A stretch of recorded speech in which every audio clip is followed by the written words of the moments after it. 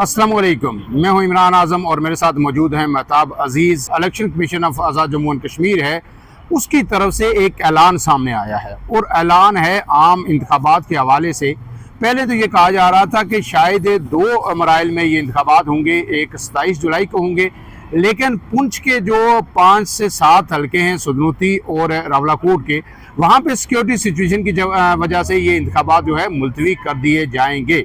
जबकि बाग और हवेली में भी इंतखाबात होंगे, मीरपुर पूरे डिवीजन में होंगे, मुजफ्फराबाद पूरे डिवीजन में होंगे। लेकिन अब जो चीफ इलेक्शन कमिश्नर हैं उन्होंने ये अनाउंस किया है कि 3 मराइल में आज़ाद कश्मीर में इंतखाबात होंगे। पहला मरला 27 जुलाई को होगा और उस वक्त मीरपुर में होंगे, और फिर 2 अगस्त को मुजफ्फराबाद डिवीजन और माजरीन की नशिस्तों पर इंतखाबात होंगे। आखिरी मरला जो है 10 अगस्त को होगा और पुंछ में इंतखाबात होंगे।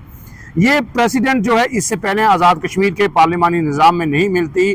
1970 के अंदर पहले इंतखाबात हुए और अब तक तकरीबन 11 इंतखाबात हो चुके हैं और कभी भी इस तरह मरलावार इंतखाबात नहीं हुए।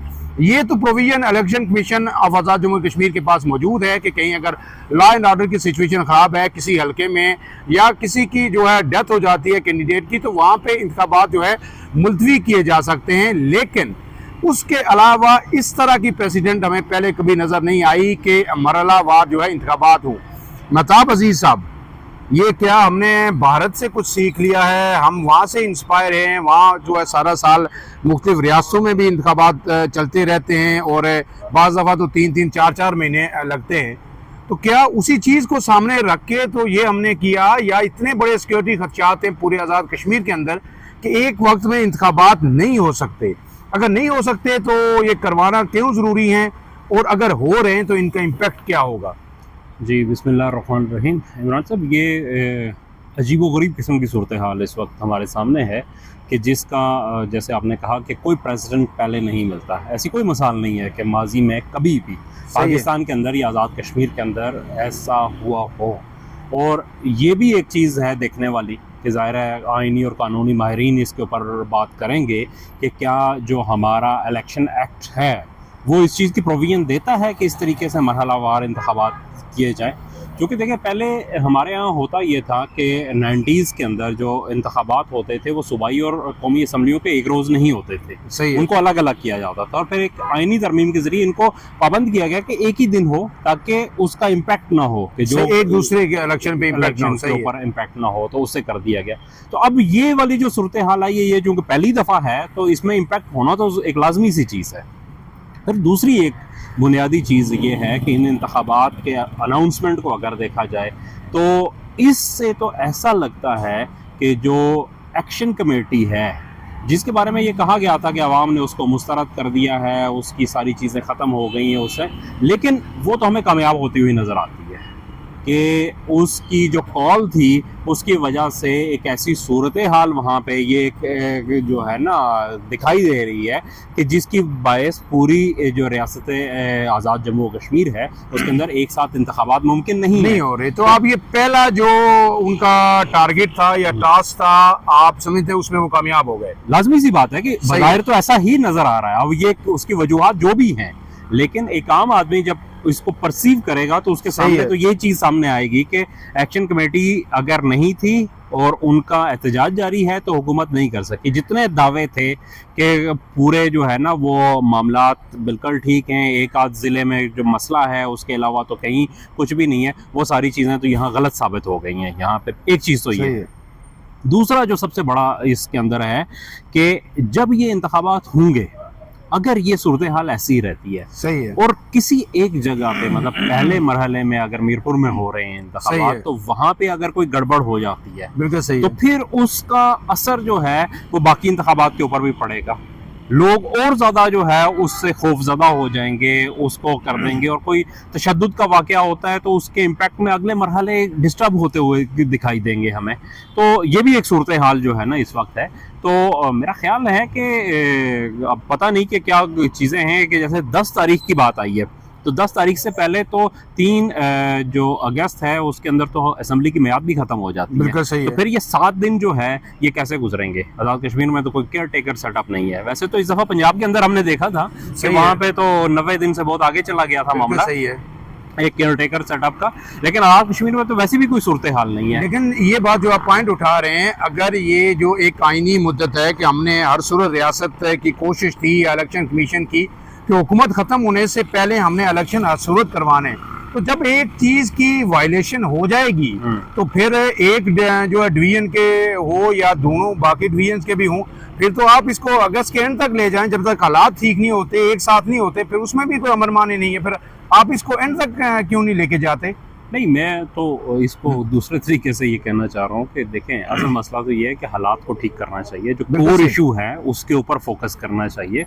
ये जो लीपा पोती वाला काम है, इससे मामलात ठीक नहीं होंगे, इससे मामलात में मजीद खराबियां पैदा होंगी।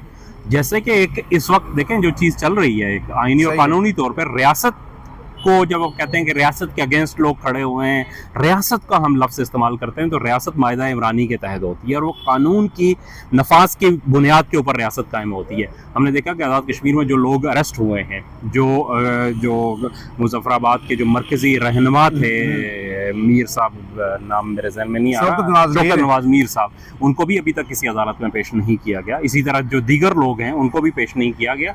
तो ये सारी चीज़ें गैर कानूनी, गैर आइनी जो है वो हथकंडों की सूरत में हमारे सामने आ रही हैं और ये खासा जो है वो तकलीफ दे। और अब शौकत नवाज मीर की जहाँ तक बात है, उनके लिए किसी ने पिटीशन भी अभी तक फाइल नहीं की, किसी जो एक्शन कमेटी के वकला की एक बड़ी तादाद है उनके साथ कोई किसी ने अदालत से भी रुजू नहीं किया कि अब से बेजा में रखा हुआ है, उन्हें कहीं पेश किया जाए, कोई लीगल फोरम उन्होंने यूज़ नहीं किए। लेकिन अब आते हैं असल बात में कि अब इसमें जो डैमेज है उसको किस तरह कंट्रोल किया जा सकता है। क्या ऐसा हो सकता है, अभी तक मुझे इस बारे में कोई जो है खबर जो है कंफर्म नहीं है कि आया जब पहला मरला होगा 27 जुलाई को मीरपुर डिवीजन का, तो वहाँ पे जितनी नशिस्तों पे इंतखाबात होंगे, क्या उसी शाम उसके नताइज जारी कर दिए जाएंगे? अगर उसी शाम जारी कर दिए जाते हैं तो फिर तो मैं समझता हूँ कि फजूल किस्म की एक्सरसाइज होगी कि पूरे आज़ाद कश्मीर में इसकी कतन कोई ज़रूरत नहीं है। लेकिन एक ये भी तजवीज़ सामने आई है कि ऐसा हो सकता है जिस तरह इंडिया के अंदर है कि मुख्तलिफ मराइल में पोलिंग होती है, लेकिन नताइज जब आखिरी इलेक्शन ख़त्म हो जाता है, आखिरी मरले का जब पोलिंग भी हो जाती है, तो उसी वक्त वोटों की काउंटिंग भी होती है और जो है उसी वक्त नताइज भी जारी होते हैं और पहले मरले में जो भी इलेक्शन होते हैं उनके जो बैलेट बॉक्सेस हैं वो सील कर लिए जाते हैं। तो क्या इससे कुछ बेहतरी आ सकती है कि एतमाद किसी हद तक इस इलेक्शन के ऊपर लोगों का जो है बरम कुछ कायम रह जाए या नहीं? नहीं इमरान साहब, मेरे ख्याल में आप जो है उस एक पॉइंट को मिस कर रहे हैं कि जो इंडिया के अंदर इलेक्शन होते हैं वो MRI मशीन के ज़रिए होते हैं। सही है। तो वहाँ पे होता ये है कि मशीन को सील कर दिया जाता है, उसके कार्ड्स जो है वो सारे जमा कर दिए जाते हैं, उस डाटा को फिर एक ही डेट के अंदर जो है ना कंपाइल करके नतीजे अनाउंस किए जाते हैं। पाकिस्तान में जो इलेक्शन होते हैं वो बैलेट पेपर के ऊपर होते हैं और वो मैनुअली काउंट होते हैं। बिल्कुल सही। तो जब काउंटिंग वहाँ होगी, हाँ ठीक है ना, अगर काउंटिंग वहाँ होगी तो फिर उसके बाद क्या होगा कि वो तो अगर आप जारी नहीं भी करते, हाँ, फॉर्म 47 आप जारी नहीं भी करते जिसके ऊपर इलेक्शन नताइज होते हैं, तब भी लोगों को तो पता चल जाएगा। नहीं, अगर काउंटिंग ही ना हो, यानी पोलिंग स्टेशन की काउंटिंग ना हो, बैलेट बॉक्स जब इलेक्शन हो जाए उसके बाद सील हो और वो बैलेट बॉक्स खुले आखिरी दिन 10 अगस्त को जब पुंछ के हल्के में भी इलेक्शन हो जाए, तो फिर क्या सूरत-ए-हाल होगी? इमरान साहब, हमारे यहाँ इलेक्शन इतने कंट्रोवर्शियल होते हैं कि वहाँ पे बैलेट बॉक्स लेके भाग जाते हैं लोग और वहाँ पे बैलेट बॉक्स जो है उसके ऊपर भी हमेशा इल्जामात लगते हैं। तो अगर इस तरह की एक एक्सरसाइज की जाएगी तो लोग तो ये कहेंगे, बहुत कंट्रोवर्शियल ये लोग तो ये कहेंगे कि भाई 27 से लेके जो है 10 अगस्त तक ये जो 13-14 दिन थे, इसमें ये हर कैंडिडेट उठ के कहेगा जनाब मेरे वोट निकाले गए, दूसरे के डाले गए, और जो यहाँ के जो हालात हैं, जिस तरह के इलेक्शन होते हैं, हर कोई कहेगा कि ये बात जो है वो दुरुस्त कर रहे हैं। लेकिन महताब साहब हैं, अब अगर आप कह रहे हैं कि इसी तरह होंगे, तो इसमें एक और अहम चीज़ ये है कि फ़र्ज़ किया अगर मेरी बात ही मान ली जाए कि जी काउंटिंग भी ना हो, तो रुझानात तो पता चल जाते हैं ना। आपके हल्के में इलेक्शन होंगे, पूरा दिन पोलिंग होगी, आप सियासी कारकुन हैं, लीडर हैं, तो आप देख लेंगे कि यहाँ कौन जीत रहा है, किसका पलड़ा भारी है। शाम को जब पोलिंग स्टेशन पे पोलिंग बंद होती है तो ऑलमोस्ट पता चल जाता है कि कौन सा कैंडिडेट मेरे पोलिंग स्टेशन से कम आगे है। चलो लीड 1000 की हो सकती है, ओवरऑल हल्के में 2000 की हो सकती है, 10,000 की, लेकिन रुझानात आते हैं।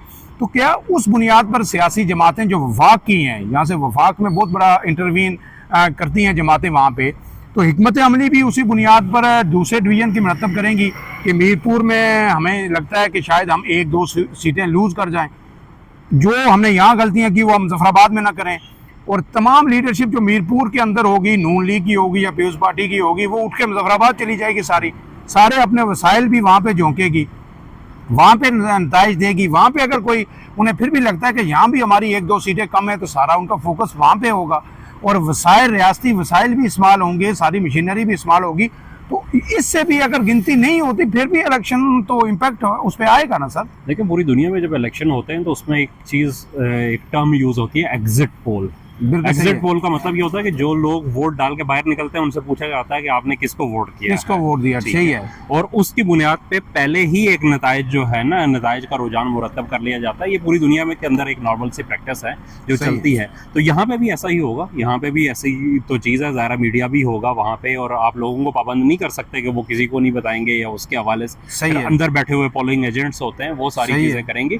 असल कहने की बात यह है कि जिसका लुब्बे लबाब अगर पूरी गुफ्तगू का ये कर लिया जाए कि इस तरीके से जो इंतखाबात होंगे उन्हें आप एक गैर जानबदार और गैर मुतनाज़ा इंतखाबात नहीं करार दे सकते किसी भी सूरत में। और इस सूरत में एक और आम बात में बिलावल भुट्टो बार बार एक बात कर रहे हैं आज़ाद कश्मीर के अंदर जाके कि जनाब आज़ाद कश्मीर को सेनेट के अंदर भी नुमाइंदगी दी जाए और जो है कौमी असम्बली में दी जाए, अबूरी दी जाए।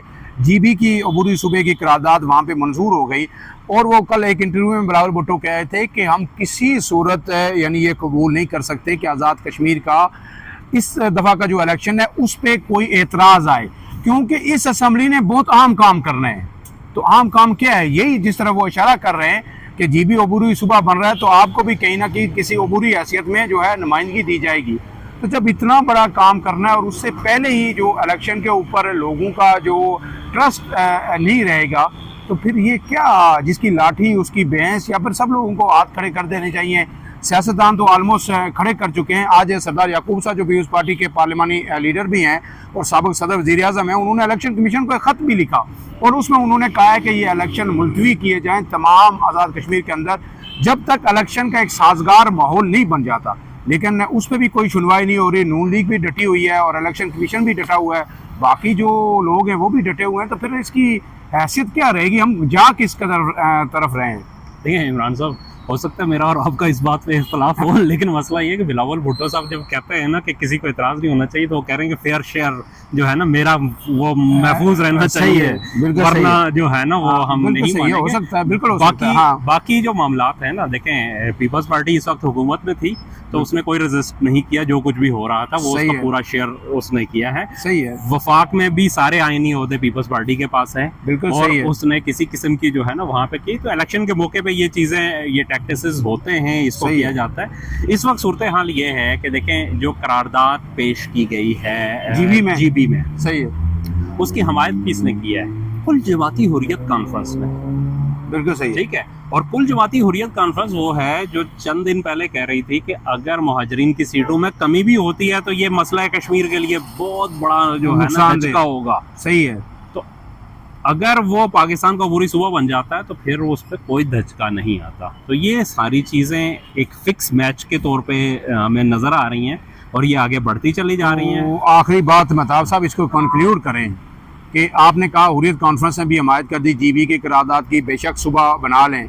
कल अगर आज़ाद कश्मीर को कोई अबूरी स्टेटस दिया जाता है तो ज़ाहिर है उस पर भी हमायत आ जाएगी।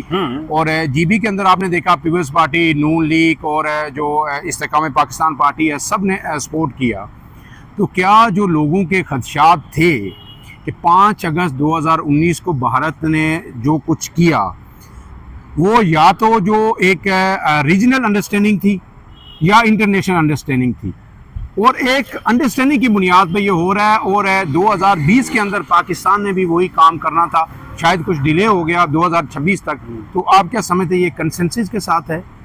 बज़ाहिर तो जो हालात व वाक़यात हैं वो इसी तरफ इशारा कर रहे हैं कि ये सब कुछ जो हो रहा है ये एक पूरे पैटर्न के साथ हमें नज़र आ रहा है। सही है। और ये चीज़ भी हमें देखने को आ रही है कि ये जैसे जैसे पाकिस्तान इस तरफ पेशरफ्त कर रहा है, उसके साथ साथ हिंदुस्तान के साथ भी मुज़ाकरात इस वक्त पहले ट्रैक 2 के जो है ना मुज़ाकरात हुए, और ट्रैक 15.5 जो है ना आगे वो भी हुए, मतलब सही है। ट्रैक 2 वो थी जिसमें सारे गैर सरकारी लोग थे, और ट्रैक 1.5 का मतलब ये है कि गैर सरकारी और हाजिर सर्वर सरकारी लोग भी शामिल हुए उसके अंदर। और अगले मरहले में अब जो है वो ट्रैक 1 आ जाएगी, और ये भी अगर आप देखें तो बहुत पुराना एक चाइनीज़ मॉडल भी था इसके अंदर, एक अमेरिकन भी था। जब हमारे वज़ीर आज़म साहब आए थे और वो कह रहे थे कि मैं शायद वर्ल्ड कप जीत के आया हूँ, मुझे ऐसे लग रहा है। तो ये सारी चीज़ें तो बज़ाहिर ऐसी लग रही हैं कि ये अब होने जा रहा है, दुनिया का जो नक्शा है वो बदलने जा रहा है, और ये लाइन ऑफ कंट्रोल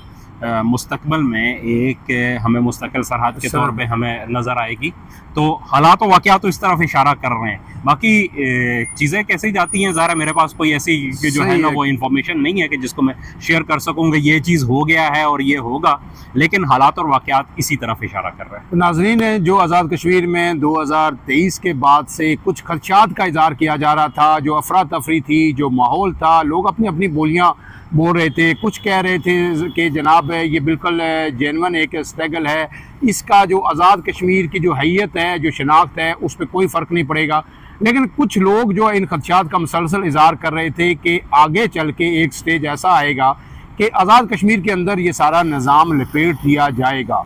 आज जो election commission of Azad Jammu Kashmir ने जो फ़ैसला किया है, ऐसा लग रहा है कि इस सार की सारी जो अनारकी थी, ये माहौल जो था, उसमें आज जो है उसने एक पहला बच्चा दिया है, और वो बच्चा अब जो है किस तरह का रुख इख्तियार करेगा, क्या उस बच्चे की जो है शक्ल सूरत अब निकलेगी आने वाले दिनों में, ये एक बहुत ही जो है ट्रिकी क्वेश्चन है। इस पर हम सबको सोचना चाहिए। लेकिन इस वक्त जो है हम election commission of Azad Jammu Kashmir से सिर्फ इतनी गुजारिश करेंगे कि सर इतनी ज़हमत गवारा कर दीजिए कि ये जो इससे फ़र्क तो कुछ नहीं पड़ेगा, लेकिन कम से कम कुछ ना कुछ शायद आपकी इज़्ज़त तौक़ीर बाकी रह जाए कि जो भी इलेक्शन हों उनको बैलेट बॉक्सेस को उसी वक्त सील कर दिया जाए और उनकी गिनती 10 तारीख को हो, ताकि आपके पास कुछ ना कुछ भारत को कोट करके कुछ मिसालें दे के कुछ जस्टिफिकेशन बाकी रहे। अगर ये नहीं होता तो फिर मेरे ख्याल में ये बहुत बड़ा अलमिया है। मुझे और महताब अजीज़ साहब को दीजिए इजाज़त।